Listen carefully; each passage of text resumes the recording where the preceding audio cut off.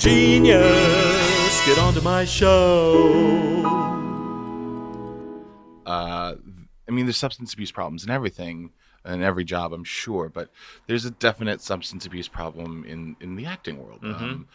And not like 90% of the people or anything, but You think more than well, there's an addiction. straight jobs, There's huh? there's a very big addiction to things. And I'm not even necessarily, maybe I should step back off that, not necessarily even substance like drugs or alcohol. Yeah. But there's an addiction to something. excess.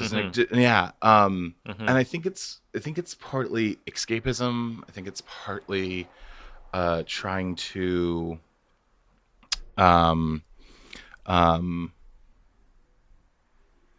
I'm looking for the right words here.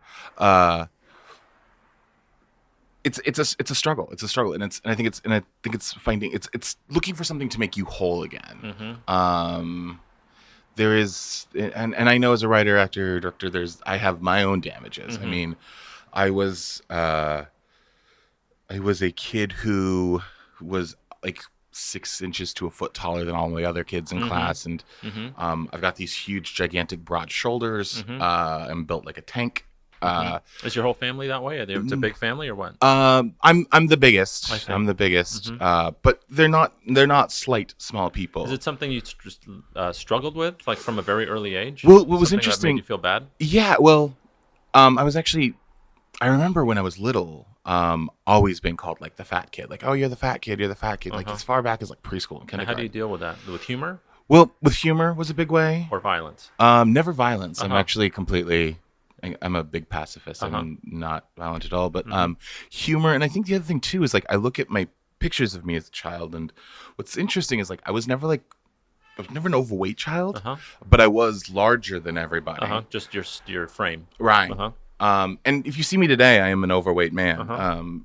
But I think partially what ended up happening was that became part of my identity, right? Like I was the fat kid, so that's sort of who I was. And it's only now in the last few years where I've realized, oh, that's interesting that somehow became a part Your of identity. Yeah, it became a part of who I was, which I then think turned around when I was acting. I could sort of leave that part of my identity behind. Like I didn't have to be. Interesting. I didn't have to be the fat kid You can trick the audience into believing that you're whomever you're playing. Exactly. And that's part of the addiction to the art. Yeah. Huh. Do you think about losing weight? Is that something that you do now? Yeah, it is. You do? It is. It is. Because you don't seem to be sensitive about it. Well, it's a weird place, right? I wrote a play recently called Fatty. There's no place for the fattest man to hide. Okay. And it's the basic story is there's a children's party clown and mall Santa who has been accused of molesting a child. And in order to deal with these issues, he hallucinates Fatty Arbuckle and Charlie Chaplin. Right. The three of them put on a vaudeville show together. And the whole thing that I've realized I was struggling with at the end of the day was, Fatty Arbuckle is a man who was fat, overweight. Yeah. Tremendously successful. But he didn't have a good end. He did not have a good end. And part of the reason he was accused of rape and murder is because he did. well, he was actually, if you like in the research of it, tell me. There's actually very little evidence. Really? The big evidence So he was just a scapegoat because he was a big fat guy. Well, what happened was he was a big fat guy, and he used to do this vaudeville show, like this vaudeville routine with this girl who had gotten like the third abortion. And this is back at a time where abortion was not safe. And she had gotten one like 2 days prior, and they were doing this routine, and part of the routine was he lifts his knee up into her stomach, and he did that. Like he destroyed what was already damaged. Right. And when the police came, she said Fatty did it. They didn't know what he meant. They didn't know what she meant. They assumed that he laid on her. Yeah, because he was so fat when he laid his body on her, she hemorrhaged. And what I realized this was in San Francisco, wasn't it? Yes, at the St. Francis Hotel, I believe. Yes, I believe you're right. I believe you're right. And it was one of those parties where like everybody was there. That's right. I mean, just everybody.